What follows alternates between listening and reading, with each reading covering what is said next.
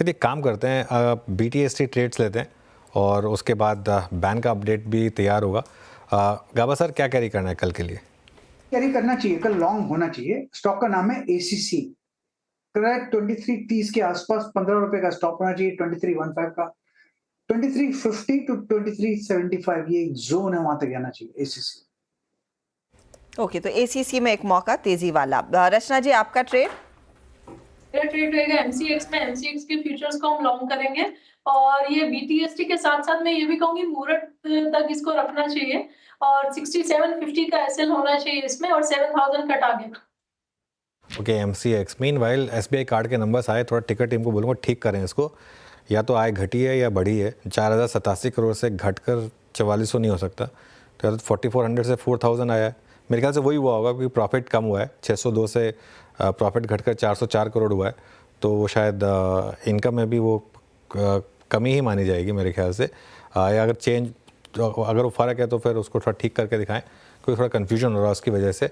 SBI card का stock देखिए इस समय, लेकिन डे हाई पर आ गया स्टॉक, करीब करीब 1.65% ऊपर इस समय स्टॉक ट्रेड करता हुआ।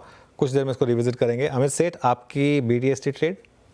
जी अनुज जी, मैं नेशनल एल्यूमिनियम के साथ जाना चाहूंगा। It's one of the only metal stocks जो 10 और 20 डमा के ऊपर ट्रेड कर रहा है इस फॉल में भी, और काफी स्ट्रेंथ है यहाँ पे। तो जैसे मार्केट रिबाउंड करेगी, इसका रिलेटिव स्ट्रेंथ इसको एड करेगा। लगभग 227.50 का प्राइस है, बाय करें विद स्टॉप लॉस ऑफ 224 और टारगेट्स रहेंगे 232 एंड 236 के। ओके, तो ये फिलहाल नाल्को में भी तेजी वाला ट्रेड। मानस, आपका कॉल क्या है? हर्षिता जी, HAL में खरीदारी करके जाएंगे, क्योंकि HAL ने अपने 200 मूविंग एवरेज पे सपोर्ट लिया है, वहां पर रिकवरी देखने को मिली है। तो आई थिंक ये रिकवरी कंटिन्यू हो सकती है, इसलिए HAL के फ्यूचर में खरीदारी करने की राय रहेगी। स्टॉप लॉसेस 4200 के नीचे लगाने हैं फ्यूचर में HAL के, और टारगेट सेट करेंगे 4500 के HAL के फ्यूचर में। डिस्क्लोजर है कि ये रिकमेंडेशन हमने अपने क्लाइंट्स को भी रिकमेंड किया। ओके, सोनी जी, आपका ट्रेड क्या रहेगा कल के लिए? अनुज जी, यहाँ पे BTST रहेगा मेरा। अदानी पोर्ट्स पे फ्यूचर्स पे नवंबर सीरीज की खरीदारी करने की सलाह रहेगी। 1380 पे चल रहा है, लेवल पे बाय कर सकते हैं। 1350 के यहाँ पे स्टॉप लॉस रहेगा। 1420 1450 के यहाँ पे टारगेट्स रहेंगे। ओके, तो ये फिलहाल आपके लिए अदानी पोर्ट पर 1420 के टारगेट के लिए एक मौका आ रहा है। मयूरेश, कोई ट्रेड जो आप इस समय लेने के पक्ष में है? आई थिंक जस्ट मैं मेरे स्विंग ट्रेडिंग टीम से बात कर रहा था, उनको लगता है सुमिटोमो केमिकल्स में ट्रेड लिया जा सकता है। 21 और 50 DA में जस्ट सरपास किया with very very heavy volumes. And in fact मैं प्रेजेंटेशन जस्ट पढ़ रहा था as I was speaking. Numbers काफी शानदार है, quarter on quarter, year on year, top line में ग्रोथ है, EBITDA मार्जिन्स में सिग्निफिकेंट एक्सपेंशन है at 24.8%, working capital is at around 60 और डेज, बैलेंस शीट पे बहुत सारा डेट है नहीं। तो लगता है शानदार नंबर है सुमिटोमो केमिकल्स के, और टेक्निकली भी काफी strong interest. Meanwhile SBI card, I think ये पोजीशनिंग का पावर है शायद। बस मार्केट वेट कर रहा था कि नंबर आ जाए और स्टॉक में शायद बॉटम बने, क्योंकि ये स्टॉक देखिए आप पिछले कुछ दिनों में 736 से गिरकर 660 तक आया, और उससे पहले हाई से तो 813 से गिर के काफ़ी नीचे आया था। ये 7 दिन का चार्ट है, और अगर एक महीने का चार्ट देखेंगे आप, तो एक महीने का चार्ट आपकी स्क्रीन पर आएगा। ये 14 डेज चार्ट है, और एक महीने में करीब करीब 11-11.25% गिरा है। और हालांकि नंबर्स में कुछ तो दिक्कत है, लेकिन इनकम बड़ी है, प्रॉफिट नीचे है। ये क्यों हुआ है, ये थोड़ा समझना पड़ेगा। लेकिन स्टॉक में थोड़ी सी इस समय शायद पोजीशनिंग की वजह से एक इम्पैक्ट आता हुआ और एक थोड़ी सी रैली बनती हुई यहाँ पर। इंटरेस्टिंग है ये। और डिटेल्स का इंतजार रहेगा SBI कार्ड की तरफ से कि एसेट क्वालिटी क्या रही है, क्योंकि अनुज आपको याद होगा RBI गवर्नर ने भी चेताया था कि देखिए कुछ लोग एक तो क्रेडिट कार्ड्स पर भी एसेट क्वालिटी थोड़ी सी बिगड़ती हुई दिखाई दी है, और साथ ही साथ यहाँ पर उसका डर था कि शायद इनके NPAs पर भावी पड़ता हुआ दिखाई देगा। जब भी नंबर्स आए हर महीने, इनका मार्केट शेयर थोड़ा सा कॉन्ट्रैक्ट हुआ है, लेकिन कुछ तो शायद मार्केट को रास आया कि उस स्टॉक का 5% आंख लग गए इसमें, एकदम से 5% ऊपर आ गया हर्षिता। ये आई थिंक पूरा का पूरा शायद पोजीशनिंग का इम्पैक्ट होगा, और अब 700 क्रॉस करने की तैयारी कर रहा है ये स्टॉक। बहुत ही इंटरेस्टिंग। आई थिंक कुछ और नंबर्स पर नज़र डालेंगे, एक इनके मार्जिन्स वगैरह पर नज़र डालेंगे थोड़ा सा, उससे कुछ इम्पैक्ट आया या नहीं आया। एक फॉरगॉटन काइंड ऑफ स्टॉक। अच्छा, मार्केट का भी फ़र्क होता है ना हर्षिता, यही नंबर्स अगर पिछले हफ्ते की मार्केट में आए होते तो शायद अब नीचे होते। इस समय मार्केट का मूड माहौल थोड़ा सा चेंज हो गया है, जिसके लिए इस तरीके के मूव आ रहे हैं। देखिए क्या मैसिव शॉर्ट कवरिंग आ रही है इस समय, और अब 700 भी क्रॉस कर रहा है ये स्टॉक का। कॉल ले लें? हाँ कॉल लेते हैं, बहुत ओवरसोल्ड स्टॉक है, कॉल ले लीजिए इसको। अमित, क्योंकि इसकी काफी धुलाई हुई है, 700 पर जिस तरह का मूव आया है, फॉलो थ्रू करें क्या? अमित सेठ, आपसे पूछ रहे हो अमित, SBI कार्ड 700 पर फॉलो थ्रू करना है इस मूव के बाद? I am sorry, definitely ma'am, जिस हिसाब से एक रिवर्सल हमने देखा सपोर्ट पे, कैंडल भी काफी स्ट्रांग है, वॉल्यूम का भी पिकअप है, तो पोजीशन बनाई जा सकती है। स्टॉप लॉस हम यहाँ पे रखेंगे लगभग 688 का, और टारगेट्स हमारे रहेंगे 720 रुपए के। ओके चलिए अब एक काम करते हैं, बैन का आपको मामला समझा देते हैं। बैन में कौन कौन से स्टॉक्स जाने की तैयारी कर रहे हैं। बंधन बैंक 113% पोजीशनिंग यहाँ पर, एक लगता है सिर्फ एक दिन के लिए बैन से बाहर आया। Canara bank 98%, IndusInd bank ban में आने की तैयारी कर रहा है, 97% पोजीशन यहाँ पर, और बैंक ऑफ बड़ौदा 95% पोजीशंस के साथ बैन में जाने की तैयारी कर रहा है।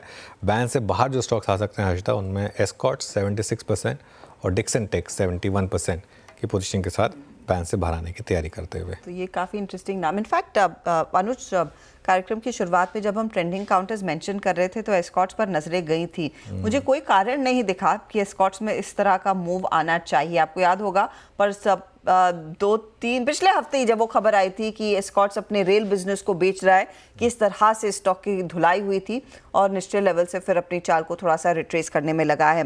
तो रचना जी, मैं आपसे यही पूछना चाहूँगी, आज का मूव कंसिडरिंग पिछले हफ्ते काफ़ी टूटा है काउंटर, कुछ ऐसा सिग्नल दे रहा है कि यहाँ से गाड़ी इसकी थोड़ी सी और रफ्तार पकड़ सकती है एस्कॉर्ट्स कुबोटा?